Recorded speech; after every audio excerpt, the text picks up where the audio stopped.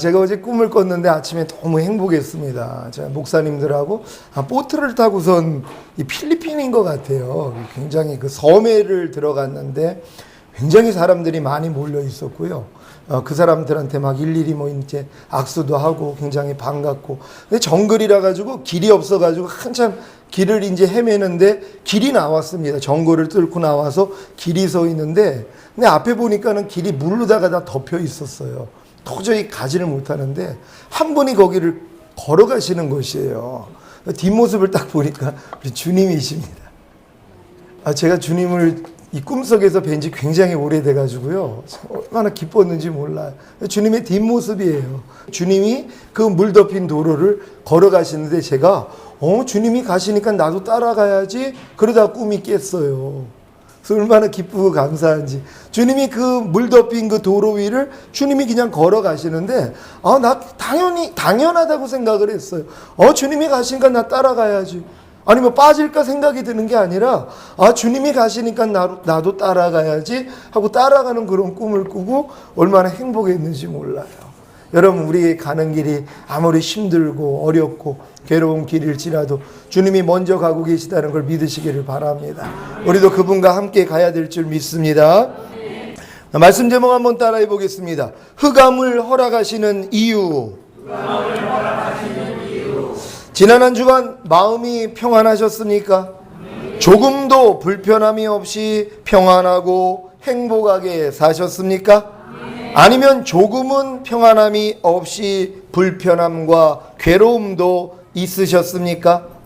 마음에 심겨진 악을 다 버리고 온 영을 이룬다면 어린아이와 같은 마음이 되었기에 조금도 불편함이 없고 평안하고 행복했을 것입니다. 하지만 마음에 조금이라도 평안함이 없이 불편함과 괴로움이 있었다면 조금 더 하나님의 은혜를 받으셔야 합니다. 왜냐하면 은혜 받은 결과가 평안이기 때문입니다. 그래서 하나님은 종종 우리에게 은혜를 베푸시기 위해 평안함이 없이 불편함과 괴로움을 겪게 하시는 것입니다. 지난 한 주간 혹시 평안함이 없이 불편함과 괴로움을 겪으신 분들이 계십니까? 그렇다면 지금 이 시간 하나님의 은혜를 받으심으로 평안하시기 바랍니다. 그런데 한 가지 문제는 누가 은혜를 받고 그 받은 은혜로 평안을 얻느냐 하면 겸손한 자가 얻는다는 것입니다. 하나님 편에서 겸손한 자란 평안함이 없이 불편함과 괴로움을 겪을 때마다 하나님을 찾는 자입니다. 그러면 하나님이 물리치시는 교만한 자란 누구일까요? 바로 평안함이 없이 불편함과 괴로움을 겪을 때마다 하나님을 찾지 않는 자입니다. 사실 참새 한 마리도 하나님의 허락 없이는 떨어짐이 없다고 하나님이 사단을 이용하여 여러분에게 평안함이 없이 불편함과 괴로움을 겪게 하시는 목적은 여러분의 마음을 낮추게 함으로 겸손하게 하여 평안함이 없이 불편함과 괴로움을 겪을 때마다 하나님을 찾게 하시려는 것입니다. 그래야 하나님의 은혜를 받고 사단을 물리치고 마음에 조금도 불편함이 없이 평안과 행복을 누림으로 더욱 하나님을 사랑하게 되기 때문입니다.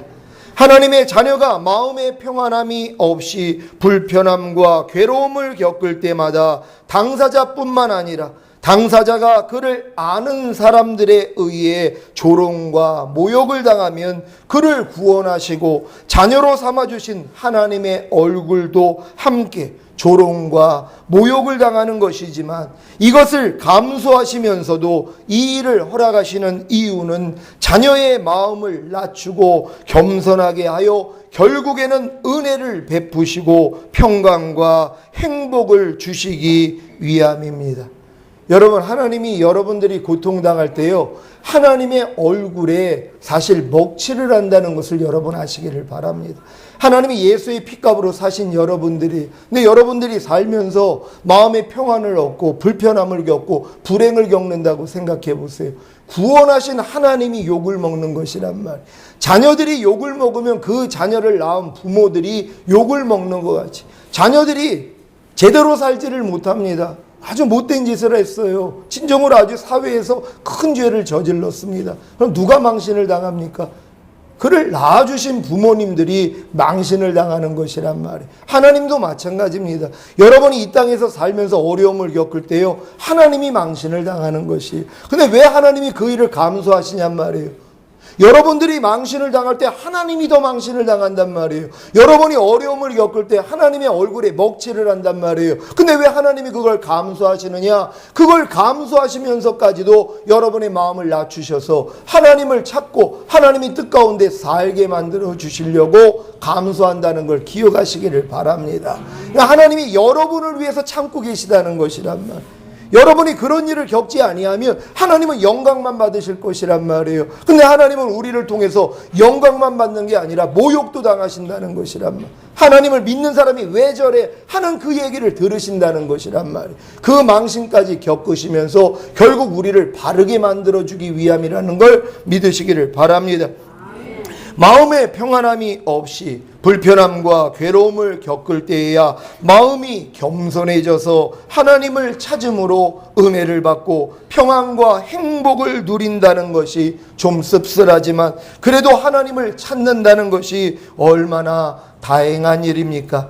사실 교회에 오래 다녀도 마음의 평안함이 없이 불편함과 괴로움을 겪을 때마다 하나님을 찾지 않고 불평과 원망을 늘어놓으며 친구와 술과 오락을 찾는 신자들도 많이 있지 않습니까? 여러분은 마음의 평안함이 없이 불편함과 괴로움을 겪을 때 하나님을 찾을 뿐만 아니라 평소에도 범사에 하나님을 찾으시기 바랍니다. 많은 신자들이 마음에 평안이 없이 불편함과 괴로움을 겪을 때는 하나님이 멀리 계신 것 같고 마음의 평안과 행복을 누릴 때는 하나님이 가까이 계신 줄로만 압니다. 하지만 하나님은 빛에만 거하시는 분이 아니라 흑암 중에도 거하십니다. 역대하 6장 1절 제가 읽습니다. 그때에 솔로몬이 가로되 여호와께서 캄캄한 데 계시겠다 말씀하셨사오나. 아멘. 하나님이 어디 계시겠다고요? 캄캄한 데 계시겠다는 것입니다. 시편 139편 12절 제가 읽습니다. 주에게는 흑암이 숨기지 못하며 밤이 낮과 같이 빛이 나니 주에게는 흑암과 빛이 일반이니이다. 아멘. 출애굽기 20장 21절입니다. 백성은 멀리 섰고 모세는 하나님의 계신 암흑으로 가까이 가니라. 아멘. 어디에 계신 하나님께 갔다고요? 암흑이요. 흑암 중에 계신 하나님 앞에 모세가 나아갔다는 것입니다. 제 인생 중에서 가장 큰 흑암은 16살 때 아버지가 수영하시다가 심장마비로 돌아가셨을 때, 재소하면서 술과 환각제, 대마초에 빠졌을 때, 이런 저를 버리고 어머님이 외국으로 떠나셨을 때, 공장에서 아르바이트를 하다가 자살을 결심했을 때였습니다. 하지만 이런 흑암이 다 지나고 난 후에야 이때에도 하나님이 함께 계셨고 이 흑암들이 지금 이 자리까지 인도하시기 위한 하나님의 섭리였음을 알았습니다. 지금은 어떠한 흑암이 생기더라도 조금이라도 마음이 불편하고 평안이 없고 행복이 사라져도 흑암 중에 계시는 주님을 바라봄으로 인해 은혜를 받고 평안과 행복을 누립니다. 이것은 시편 139편 12절 주에게는 흑암이 숨기지 못하며 밤이 낮과 같이 빛이 나니 주에게는 흑암과 빛이 일반인이다는 말씀이 제게 임했기 때문입니다. 여러분도 주에게는 흑암과 빛이 일반인이다는 말씀이 임하셨습니까? 언제 어디서나 무슨 일을 당해도 주님이 함께 하심을 믿습니까? 어떠한 흑암이 생기더라도 그 흑암 중에 계시는 주님을 바라보면 흑암이 빛이 된다는 사실을 믿으시기를 바랍니다. 성경에서도 흑암을 빛으로 바꾸신 예가 얼마나 많습니까?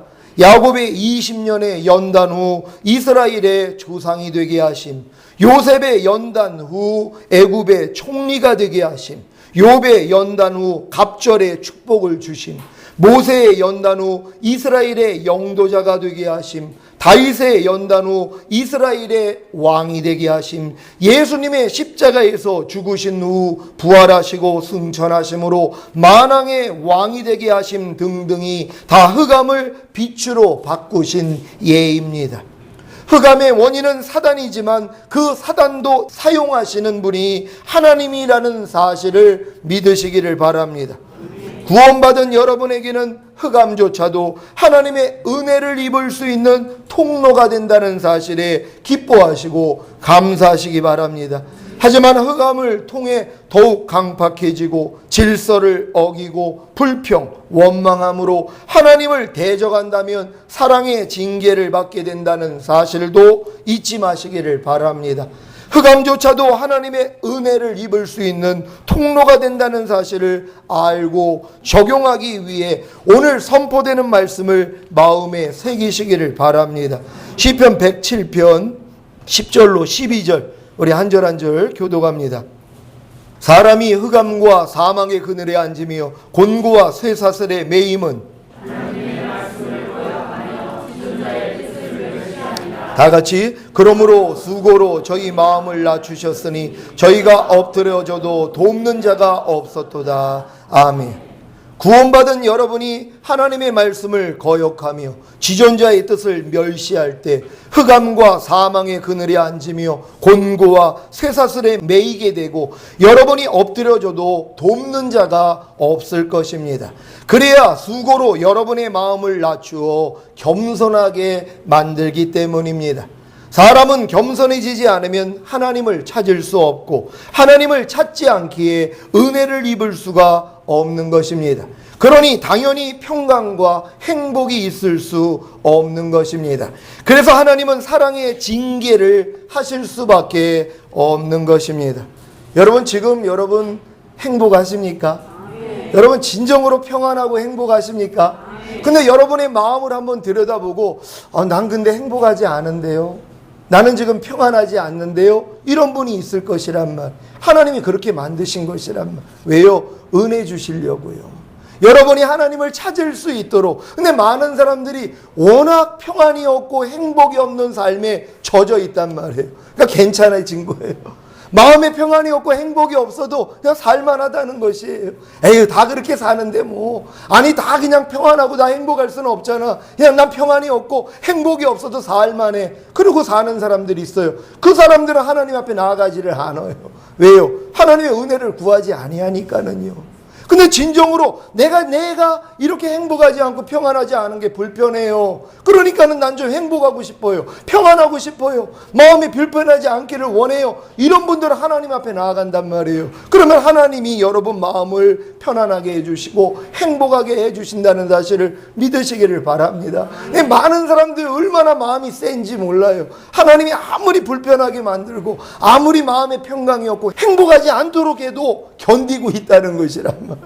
그래서 하나님 앞에 무릎을 꿇지 않는 것이에요. 제발 그런 분들은 빨리 하나님 앞에 무릎을 꿇으시기를 바랍니다.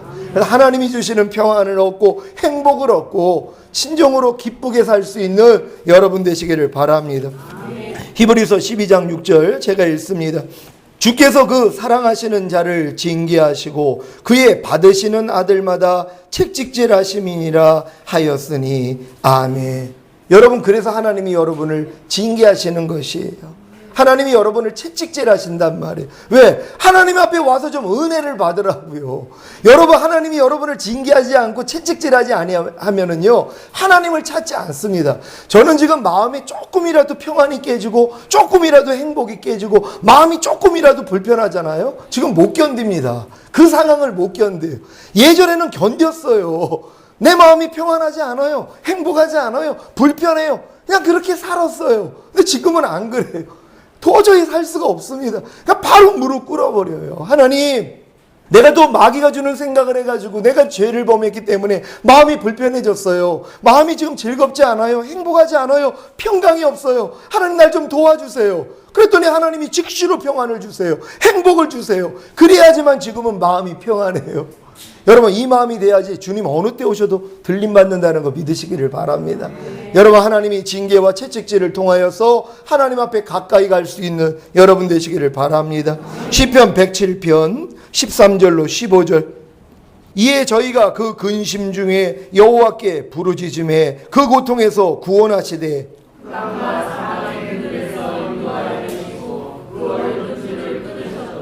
다같이 여호와의 인자하심과 인생에게 행하신 기이한 일을 인하여 그를 찬송할지로다. 아멘. 그러면 하나님의 말씀을 거역하며 지존자의 뜻을 멸시함으로 흑암과 사망의 그늘에 앉으며 곤고와 쇠사슬에 매이게 되고 엎드려져도 돕는 자가 없을 때 어떻게 해야 합니까? 하나님께 부르짖는 것입니다. 하나님을 부르짖게 하기 위해서 하나님이 쓰는 수단이 이거밖에 안 된단 말이에요.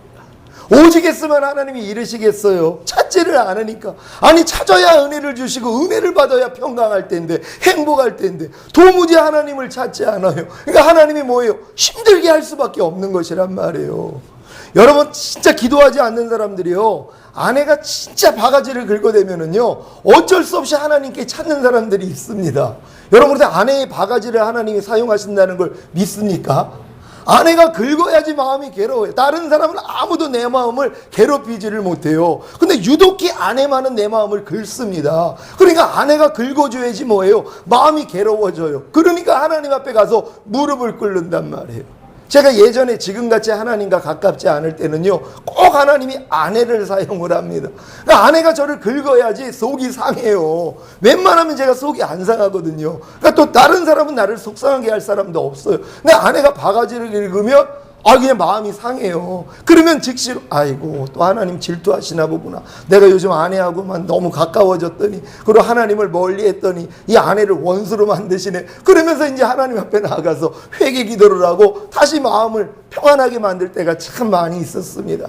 그러니까 긁어야지만이 하나님 앞에 나아갈 수 있단 말. 그러니까 여러분도 마찬가지란 말. 한 주간 내내 여러분 진짜 평안만 하셨으면은요, 하나님 앞에 기도하지 않았을 것이란 말. 또 어떤 사람들은 평안하지 않아도, 행복하지 않아도 견딜만 하다는 것이, 이게 문제입니다. 근데 이런 분들은 지옥도 견딜 수 있을까? 내가 지금 생각을 해봅니다. 아니, 지옥도 견딜 수 있을 거 아니에요. 이런 마음이라면은 지금 행복하지 않고, 불편해도 행복하지 않고 내 마음이 평안하지 않아도 견디고 있는 거예요, 지금요. 아니, 지옥 가는 거 지금 단련하고 계십니까? 아니, 지옥도 그 사람한테는 지옥이 아니에요. 왜? 지옥의 고통도 견딜 수 있으니까는요. 근데 지옥은 그거 아닙니다. 불 속에서 영원히 죽지도 않고 타는 곳이란 말이에요. 그런 분들은 좀 가스레인지에다가 손을 좀 대고 있어 보세요. 한 몇 초 동안만. 얼마나 뜨겁냔 말이에요. 그 불보다 더 뜨겁다는 것이지. 그러니까 여러분, 지금 마음이 조금이라도 불편하면 지옥을 느낀다고 생각을 하십시오. 여러분, 하나님하고 가까워지다 보면요, 조금의 불편함, 조금의 그러한 평강이 없음, 조금의 그런 행복이 없으며 지옥같이 느껴지는 것이, 즉시로 하나님 앞에 나아갑니다. 견디지를 못하기 때문이란 말이에요. 여러분 다 이렇게 되시기를 바랍니다. 결국 하나님은 하나님의 말씀을 거역하며 지존자의 뜻을 멸시함으로 흑암과 사망의 그늘에 앉으며 곤고와 쇠사슬에 매이게 되고 엎드러져도 돕는 자가 없게 하시는 목적이 하나님을 찾게 하시려는 것입니다. 예전에 저는 이 부분에서 하나님을 감히 치사하다고까지 생각했습니다. 이렇게까지 해서라도 자기를 찾게 하시는 하나님이 좀처럼 이해가 되지 않았습니다. 그냥 죄를 져도 편하게 내버려 두시지, 이렇게까지 하시는 하나님의 모습이 안쓰럽기까지 했습니다. 사람에게 사랑을 구걸하시는 것 같았습니다. 여러분은 어떻습니까? 아무리 죄를 져도 하나님께 순종하지 않아도, 하나님을 무시하고 버려도 하나님이 내버려 두시는 게 좋겠습니까? 물론 이런 신자들도 하나님의 은혜로 구원은 받아 생명책에 이름이 기록되었기에 사망에 이르는 죄만 짓지 않는다면 지옥에는 가지 않고 바깥 어두운 데서 슬피 울며 이를 갈 것입니다. 여러분, 그래도 주님 영접함으로써 값없이 의롭다함을 얻어서 하나님 자녀 되신 분들 감사하시기를 바랍니다. 하나님이 그래도 구원받았기 때문에 지옥으로는 데리고 가지 않는단 말이에요. 하지만 바깥 어두운 데서 슬피 우는 것은 겪어야 된다는 걸 깨달으시기를 바랍니다. 제가 고등학교 다닐 때 놀기만 하면서 남들이 어느 대학교 갈 거야 하고 물으면 당연히 서울대 가야지 하며 뻥만 치다가 인하대학교에서 가장 낮은 과에 입학원서를 넣었지만 떨어져 재수할 때 주변 사람들 보기가 얼마나 창피한지요. 그래서 더 짐승같이 타락했는지도 모릅니다. 지금은 고등학교 때 저를 야단치고 때려주실 아버님이 살아계셨으면 어땠을까 하는 생각을 해봅니다. 하나님은 저와 여러분의 아버지이십니다. 죄로 인해 멸망받을 영원한 불못인 지옥에 던져질 저와 여러분을 위해 자기 아들까지 죽여서 구원해 주신 사랑의 하나님이십니다.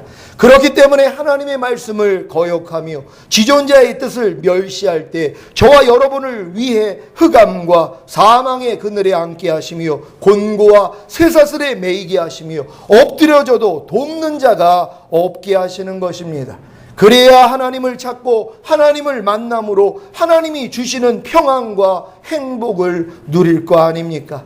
우리나라 속담에 고운 자식 매 한 대 더 때리고 미운 자식 떡 하나 더 준다는 말이 있습니다. 자식 잘 되게 하려면 좋은 소리 하기는 참 어려울 것입니다. 자식은 편한 것을 좋아하지 귀찮고 골치 아픈 것을 좋아하지 않기 때문입니다. 그냥 가만히 내버려 두면 애가 망가질 것은 뻔합니다.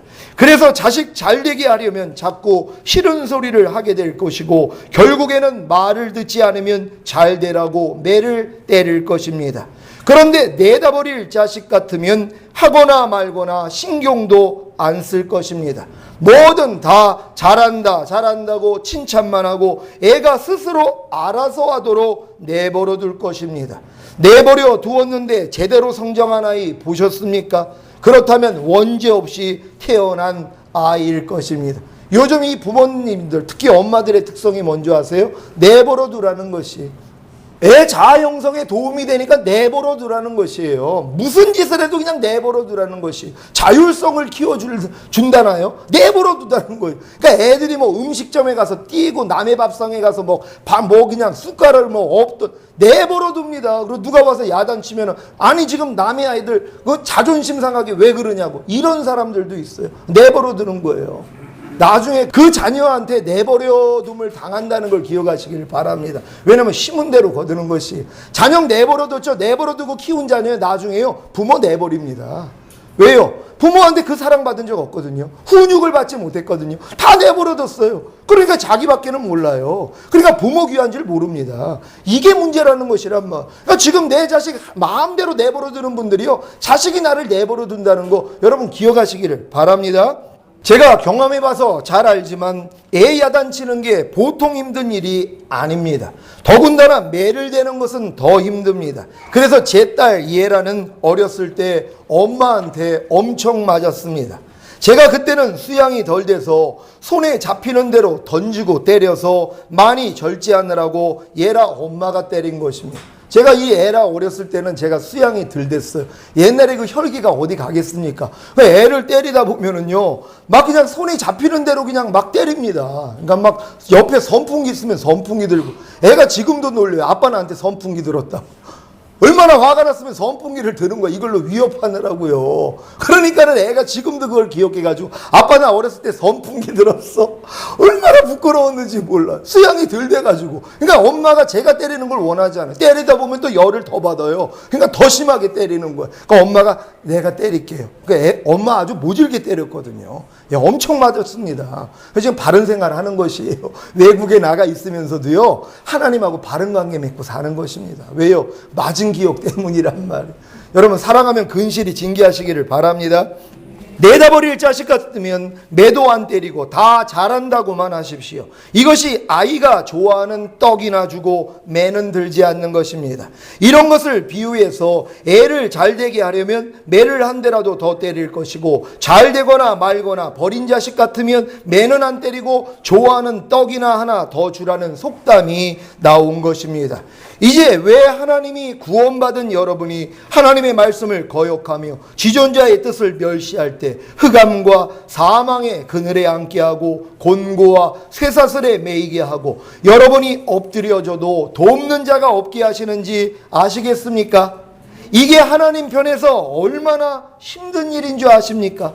미운 자식 떡 하나 더 주는 게 쉽지 고운 자식 매 한 대 더 때리는 게 쉽겠습니까?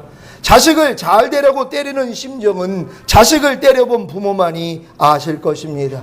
때리는 매를 붙잡고 다시는 안 그럴게요, 한 번만 봐주세요 하는 절규가 때리는 부모의 귀에 어떻게 들리는지 아십니까? 때린 후에 멍든 몸을 바라보는 부모님의 심정을 아십니까? 제가 요즘 흑암을 겪을 때 느끼는 감정이 아버지 하나님의 사랑입니다. 그래서 흑암 중에 빛을 보고 빨리 흑암에서 빠져나와 마음의 평안과 행복을 누리는 것입니다. 저는 제 삶 가운데 어려운 일이 조금만 닥쳐도요, 그 일을 허락하시는 아버지의 그 사랑이 느껴져 가지고요, 빨리 회개합니다. 아버지의 그 심정을 알기 때문에. 여러분도 자녀들 때려봤잖아요. 그때 심정이 어떻습니까? 그 아주 통쾌해 가지고 때리는 부모 있을까요? 없습니다. 내 마음이 더 찢어져. 차라리 내 다리를 때리는 게 더 낫다고 하는 부모님들도 계실 것이란 말이에요. 하나님도 마찬가지란 말이에요. 예수의 핏값으로 산 여러분들을 하나님이 징계하실 때 그분의 마음을 느껴보시란 말. 여러분들에게 은혜를 주시기 위해, 여러분들을 바르게 키우기 위해서 하나님이 징계하신다는 걸 믿으시기를 바랍니다. 사랑하는 시온의 성도 여러분, 여러분이 하나님의 말씀을 거역하며 지존자의 뜻을 멸시할 때 흑암과 사망의 그늘에 앉게 하고 곤고와 쇠사슬에 매이게 하고 여러분이 엎드려져도 돕는 자가 없게 하실 때 도리어 아버지 하나님의 사랑을 느껴보십시오.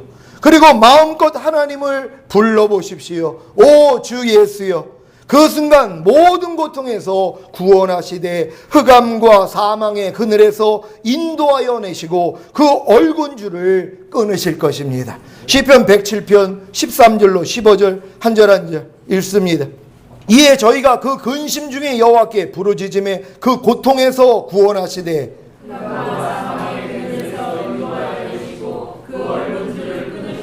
다 같이 여호와의 인자하심과 인생에게 행하신 기이한 일을 인하여 그를 찬송할지로다. 아멘.